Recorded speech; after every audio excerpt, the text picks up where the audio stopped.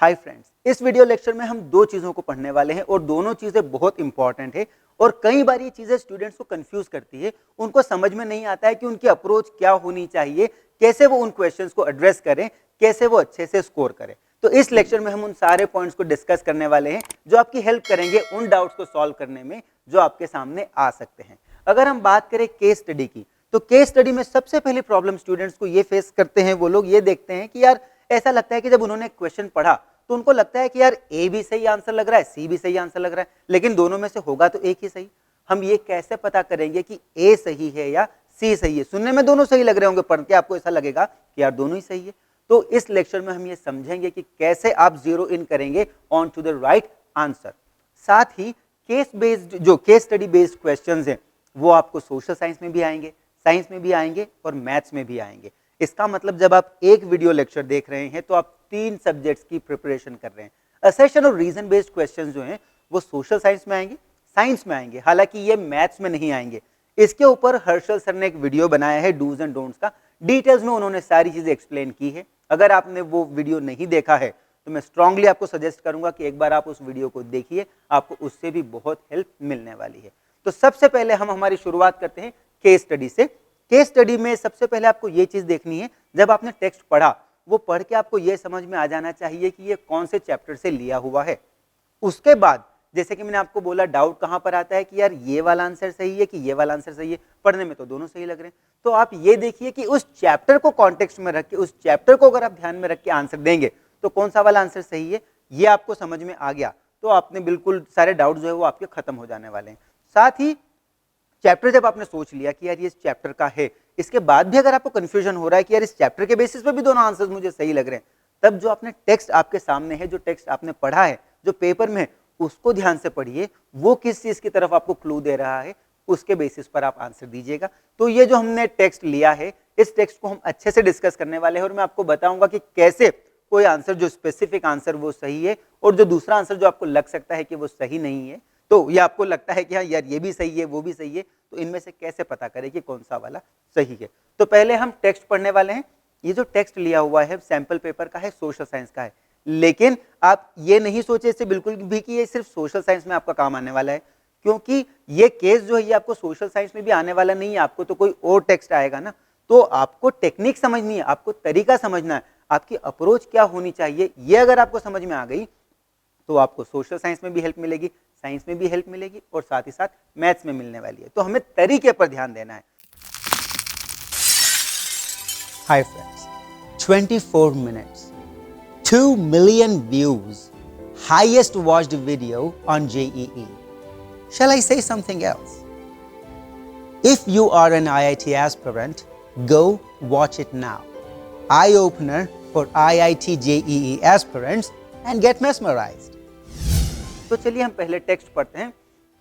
Grimes fairy tales is a familiar name in Germany. Grimm's fairy tales, Grimm brothers के बारे में अगर आपने पढ़ा है तो आपको समझ में आ गया होगा कि this is from the rise of nationalism in Europe. The brothers Jacob and Wilhelm Grimm were born in the German city of Hanau. While both of them studied law, they soon developed an interest in collecting old folk tales. उन्होंने old folk tales collect करने में उनका interest धीरे धीरे develop हो गया। They spent 6 years traveling from village to village, talking to people and writing down fairy tales which were handed down through the generations. जो folk tales और fairy tales जो होती है वो एक जनरेशन से दूसरे जनरेशन को पास ऑन होती है। जैसे हमको हमारी नानी जी ने सुनाई थी, जब आप बड़े हो जाएंगे तो आप अपने पोते पोतियों को या नाते नातियों को जो है उनको सिखाएंगे, तो ये एक जनरेशन से दूसरे जनरेशन में जाती है और वहां भी वही हुआ था। These were popular both among children and adults. In 1812, they published their first collection of tales. Subsequently, both the brothers became active in liberal politics, especially the movement for freedom of the press. कि वो liberal politics में और इन चीज़ों में उन्होंने थोड़ा interest लेना शुरू किया, उसमें काम करना शुरू किया और उसमें से भी एक इंपॉर्टेंट चीज़ जिसमें उन्होंने काम किया था, that was freedom of press, कि प्रेस को आज़ादी मिले। प्रेस को आज़ादी मिले किस चीज़ की? वो चीज़ें टाइप करने की, पब्लिश करने की जो वो करना चाहती है, जो प्रेस को लगता है कि इससे लोगों को फायदा होने वाला है। तो इस आज़ादी के लिए उन्होंने काम करना शुरू कर दिया। Then in the meantime they also published 33 volume dictionary of the German language. उन्होंने एक डिक्शनरी भी पब्लिश की, किस लैंग्वेज की? जर्मन लैंग्वेज की। थोड़ा सा और टेक्स्ट है, चलिए इसको पढ़ लिया जाए। The Grimm brothers also saw French domination as a threat to German culture and believed that the folk tales they had collected were expressions of a pure and authentic German spirit. भाई French जो थे उन्होंने dominate कर लिया था, किसको कर लिया था? जर्मनी को। तो उनको ऐसा लगता था ग्रिम ब्रदर्स को कि यार ये हमारे यहाँ पर आ गई, ये डोमिनेट कर रहे हैं, तो इससे हमारी कल्चर को भी खतरा होने वाला है। और ये बिल्कुल सही बात भी है, इसके बारे में हम आगे और डिस्कस करने वाले हैं when we talk about the questions and answers. Then they considered, कहाँ से पढ़ना था? folk tales they had collected were expression of a pure and authentic German spirit. They considered their projects of collecting folk tales and developing the German language as part of the wide effort to oppose French domination and create a German national identity. वो जो काम कर रहे थे folk tales को collect करना, publish करना, वो इससे ये सोच रहे थे कि हमारा काम जो है वो हमारी नेशनल आइडेंटिटी से जुड़ा हुआ है। तो एक तरीके से वो जो फ्रीडम की स्ट्रगल थी उस तरीके लिबरलिज्म और सारी चीज़ों को ध्यान में रखते हुए उनको ऐसा लगा कि हाँ हमारा काम जो है वो किस चीज़ के बारे में? जर्मन नेशनल आइडेंटिटी, उसको टारगेट में रख के वो अपना काम कर रहे थे। तो ये हमारा टेक्स्ट है। चलिए हम क्वेश्चंस देखेंगे और जहां जहां लग सकता है मैं आपको बताऊंगा कि कैसे दो आंसर्स हमको किसी केस में सही लग सकते हैं। So we'll talk about them one by one. The first question is why did the Grimm brothers give the tales a readable form without changing their folkloric character? Choose the correct option from the following. उन लोगों ने क्या किया कि जो folk tales थी उनको readable form में रखा, और उसका जो कैरेक्टर था वो फोकलोर से ही रिलेटेड रखा। मतलब उन्होंने उसमें ज्यादा चेंजेस नहीं किए, जो उन्होंने स्टोरीज कलेक्ट की थी उनको उन्होंने ऐसा का ऐसा ही पब्लिश किया। मतलब जो उसका कैरेक्टर, जो नेचर था स्टोरी का, वो फोकलोर के फॉर्म में ही उन्होंने रखा। Why did they do that? The collection enjoyed wide spread distribution in Germany. जो कलेक्शन था वो जर्मनी में वाइड स्प्रेड था, इसलिए उन्होंने ऐसा किया। क्या? It became a model for the collecting of fantasy tales. ये हुआ क्या कि भाई इसके बाद मॉडल बन गया कि चलो दूसरे लोगों ने भी फैंटेसी टेल्स को कलेक्ट करने पे काम करने लग गए वो लोग। It form the basis for the science of the language की स्टडी, और उसकी लैंग्वेज के पीछे का जो साइंस है उसका आधार बना था। इसलिए people easily accepted their written adventurous tales. उनकी जो एडवेंचरस टेल्स थी लोगों ने उसको इजीली एक्सेप्ट किया, इसलिए उन्होंने ये रखा था। क्यों रखा था? The correct answer is a, that is the collection enjoyed wide distribution in Germany. क्यों है? अब इस टेक्स्ट के फॉर्म, इस जो चैप्टर है और ये जो टेक्स्ट हमें दिया है इससे आप समझिए। उन्होंने जर्मनी में गांव-गांव जाके एडल्ट्स, चिल्ड्रन, सब लोगों से बात की। उनको लगा कि यार सभी लोग इन स्टोरीज को पहले ही पढ़ते हैं और या उन लोगों ने सुन रखी है, मतलब उनको वो स्टोरीज पता है। तो इससे क्या हुआ कि जो पेनिट्रेशन था इन स्टोरीज का, पेनिट्रेशन बहुत ज्यादा था, मतलब it was wide spread through out Germany. तो उन्होंने ये सोचा कि यार जिस फॉर्म में है इसी फॉर्म में हम रखेंगे तो ज्यादा बेनिफिट मिलने वाला है हमें, और ये जो स्टोरीज है ये ज्यादा पॉपुलर होने वाली है। So the correct option in this case is A. Then we take the second question. The impact of literary contributions of the Grimm brothers was widespread. उनका जो भी contribution है वो widespread था.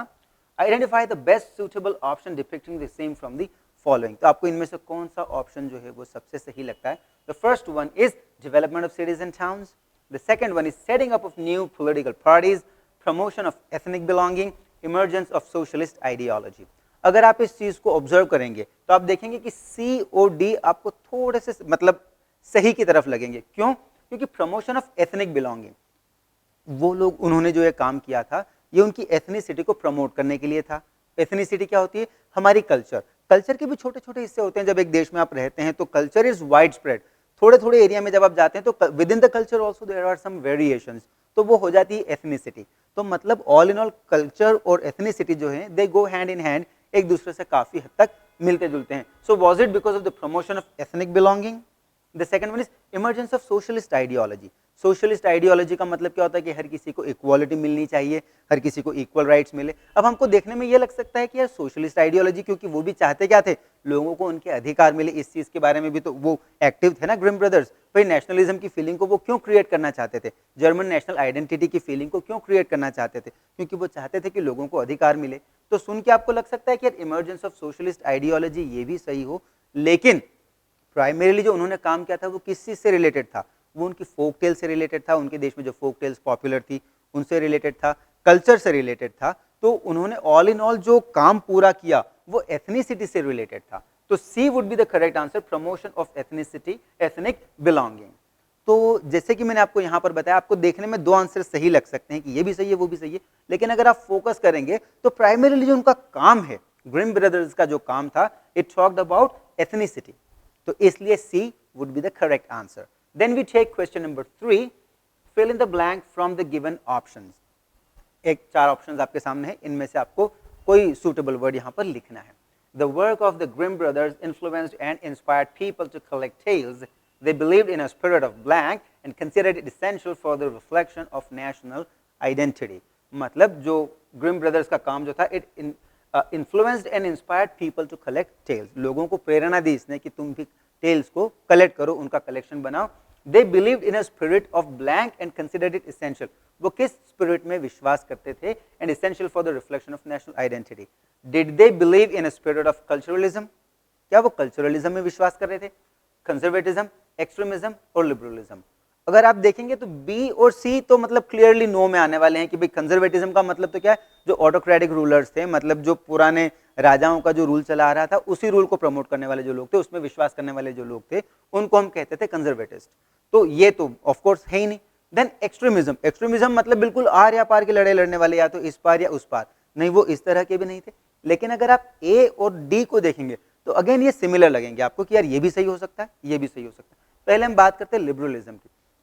लिबरलिज्म का मतलब सीधे शब्दों में कि लोगों को थोड़ी आज़ादी मिले, लोग जो काम करना चाहते हैं वो कर पाए, उनको थोड़ी फ्रीडम मिले। जो डोमिनेशन है एक कंट्री का दूसरी कंट्री के ऊपर, या जो राजा है अगर वो बहुत ज़्यादा डिक्टेटर तरह का है तो वैसा ना हो, लोगों को लिबरल आज़ादी मिले। तो ये भी आपको सुनने में सही लगेगा। लेकिन अगर हम वापस बात करें टेक्स्ट की, तो टेक्स्ट में किस चीज़ की बात हुई है? कल्चर की बात हुई है, एथनिसिटी की बात हुई है। फोक टेल्स और फोकलोर जो है, जो कहानियां हैं, वो किससे जुड़ी हुई होती है? वो किसी की संस्कृति से जुड़ी हुई होती है। जैसे हमारे देश में जो कहानियां चलती है वो हमारी कल्चर से जुड़ी हुई है। तो जब आप कहानियों के जरिए लोगों को कोई मैसेज कन्वे करना चाहते हो तो that talks about culture and that talks about culturalism. तो यहाँ पर सही answer would be culturalism. So the work of the Grimm brothers influenced and inspired people to collect tales. They believed in a spirit of culturalism and considered it essential for the reflection of national identity. Then we go on to the fourth question, and that is, why was the foreign domination considered a threat to nation building? दूसरों का हमारे देश पर अधिकार होना। Germany में किसका अधिकार था? किसका डोमिनेशन था वहां? फ्रांस का डोमिनेशन था। So why was the foreign domination considered a threat? Why was it considered to be a threat to the nation building thing? Select the best suitable option from the following in reference to the context. इनमें से कौन सा answer सही है ये आपको देखना है। Exploitation of natural resources. देखो, जब कोई भी एक कंट्री दूसरी कंट्री पर कंट्रोल करती है, जब अपना डोमिनेंस वहां पर एस्टेब्लिश करती है, तो वहां के नेचुरल रिसोर्सेज को बिल्कुल यूज करती है। फ्रांस अगर जर्मनी में जाएगा तो डेफिनेटली वो जर्मनी के रिसोर्सेज का यूज करेगा। जैसे जब अंग्रेज हमारे यहाँ पे आए थे, when the British came to India, उन्होंने हमारे नेचुरल रिसोर्सेज को एक्सप्लॉइट किया था, तो वो हमारी किसी चीज का यूज तो कर रहे हैं।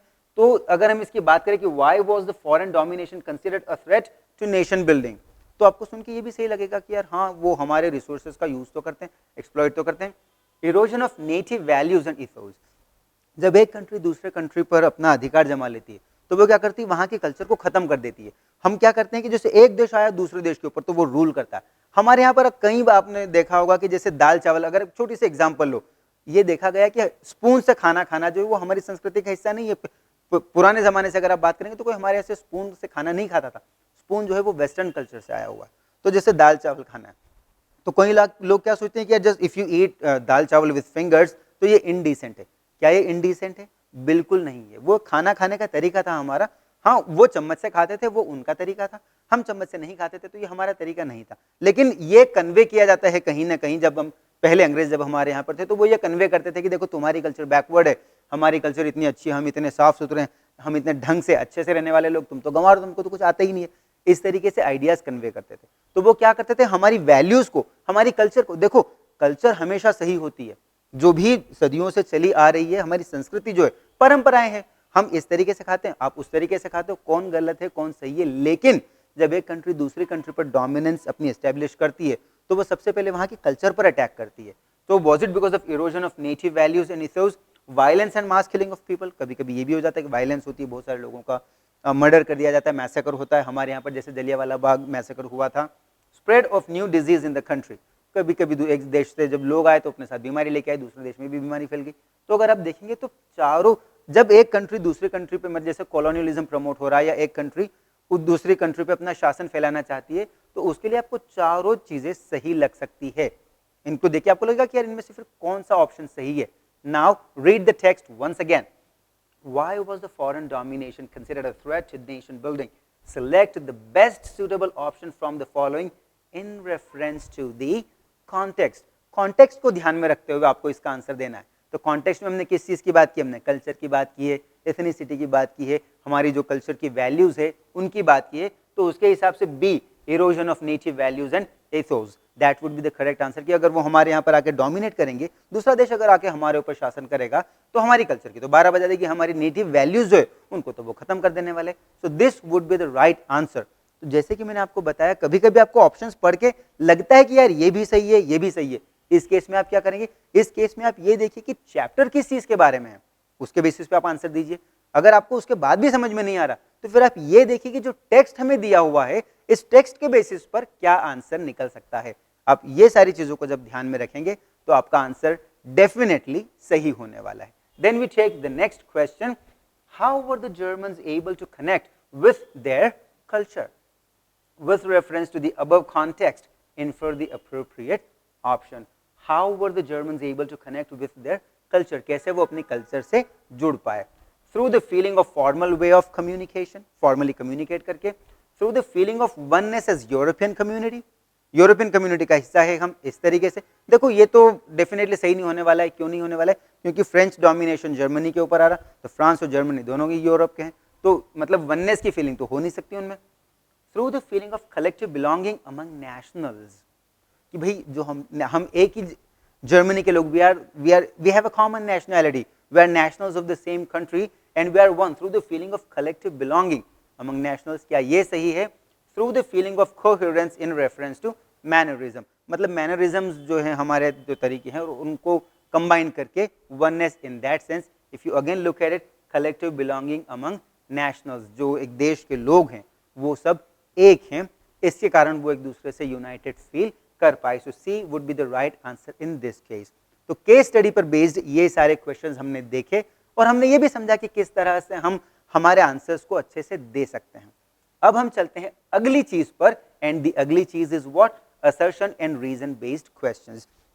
Assertion and reason based question में क्या होता है कि आपके सामने दो स्टेटमेंट आते हैं, दो स्टेटमेंट है, एक असर्शन होगा, एक रीजन होगा। इनको हम बाद में पढ़ेंगे, जब समझेंगे तब।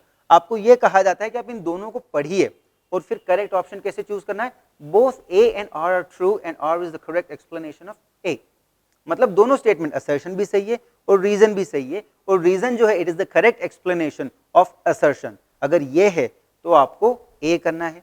बी जो है, both A and R are true but R is not the correct explanation of A. दोनों सही है, लेकिन जो दूसरा वाला जो है, जो रीजन वाला स्टेटमेंट है, ये असर्शन को जस्टिफाई नहीं करता, उसको एक्सप्लेन नहीं करता। ये दो पॉइंट्स हैं। सी जो है, A is true but R is false. ये जो सी और डी ऑप्शन है ना, इनको चूज करने में ज्यादा कंफ्यूजन नहीं होने वाला है। क्यों नहीं होने वाला है? A is true but R is false. अब एक स्टेटमेंट देख के अगर आपको समझ में आ गया कि हाँ यार ये स्टेटमेंट सही है, दूसरा वाला गलत है, आप सी पे क्लिक कर दीजिएगा, सी को टिक कर दीजिएगा। डी जो है, A is false but R is true, कि नहीं यार पहला वाला स्टेटमेंट गलत है, दूसरा वाला सही है, तो आप डी वाला कर सकते हैं। ज्यादा हमें फोकस तब करना पड़ेगा जब दोनों स्टेटमेंट सही हो।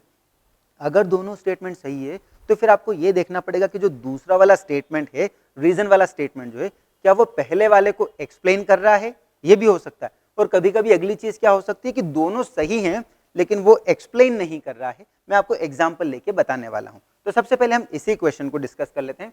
What is the assertion? regimes of 1815 did not tolerate criticism and dissent.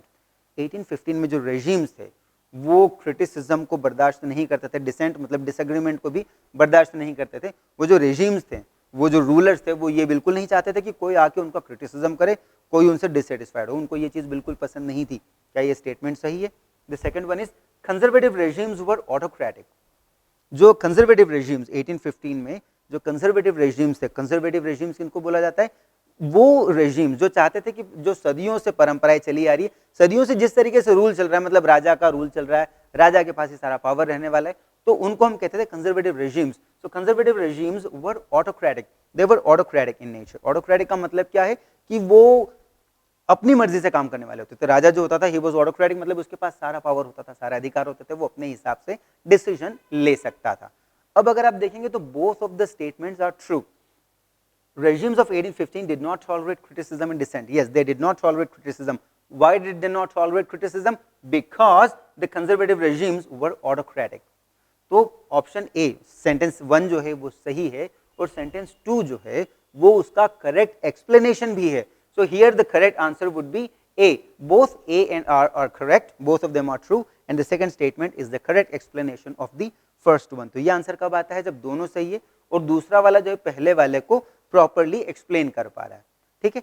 Option B कब सही हो सकता है? मान लो कि पहला वाला था कि regimes of 1815 did not tolerate criticism and dissent. एक ही ऑप्शन हो गया. दूसरा ऑप्शन मान लो आपको जो दूसरा स्टेटमेंट है रीजन, उसमें ऐसा कुछ दे दिया कि Grimm brothers worked for collecting folk tales. तो अगर आप देखोगे तो वो भी सही है. अब दोनों स्टेटमेंट सही है, पहला वाला भी सही है और ग्रिम ब्रदर्स ने फोक टेल्स को कलेक्ट करने पे काम किया था. अगर ये स्टेटमेंट होता, दूसरा वाला रीजन वाला स्टेटमेंट वो होता, तो दोनों सही है. लेकिन क्या दूसरा वाला पहले वाले को करता क्या सपोर्ट, एक्सप्लेन करता क्या? नहीं करता. आप ऐसे बोल के देखो, regimes of 1815 did not tolerate criticism and dissent because Grimm brothers collected folk tales. इससे तो कोई सेंस नहीं निकल रहा है ना. तो इस केस में आप क्या करोगे? दूसरा वाला बोल दोगे कि हाँ यार दोनों सही है, लेकिन दूसरा वाला जो वो पहले वाले को सपोर्ट नहीं कर रहा है. और इसी तरीके से आपको सी और डी भी ऑप्शंस हो सकते हैं. जैसे पहला वाला ये था, regimes of 1815 tolerated criticism and accepted dissent. अगर ये ऑप्शन हो जाता तो आप कहते यार ये तो गलत है. उस केस में दूसरा वाला सही हो जाता, पहला वाला गलत हो जाता. तो मतलब आपको जो असर्शन और रीजन बेस्ड क्वेश्चंस जब आप देखते हैं तो ऑल इन ऑल आपको ये देखना है कि दोनों स्टेटमेंट्स क्या दोनों सही हैं. पहली चीज तो ये देखनी है. अगर दोनों सही नहीं है तो मतलब दोनों में से एक भी गलत है, तो ऊपर के दो तो आउट हो गए, सी और डी में से ही आंसर आने वाला है. लेकिन अगर दोनों सही हैं तो फिर नीचे के दोनों आउट हो गए. अब ऊपर के दो में से चूज करना. अगर दोनों सही है तो फिर आप ये देखिए कि दूसरा वाला जो है रीजन वो पहले वाले को एक्सप्लेन कर पा रहा है या नहीं कर पा रहा है, उसके हिसाब से आपको इसका आंसर देना है. एंड अगर आप इस चीज को अच्छे से समझ कर आंसर देते हैं तो आई एम श्योर आपका आंसर गलत होने वाला नहीं है. And with this we come to the end of this video lecture. Case study पर और जो असर्शन रीजन बेस्ड क्वेश्चंस जो है, इस पर जो अप्रोच मैंने आपको बताई है, अगर आप इस पर ध्यान दोगे, इसी अप्रोच को फॉलो करोगे, तो I am sure it will help you a lot in your exams. So that would be it for now.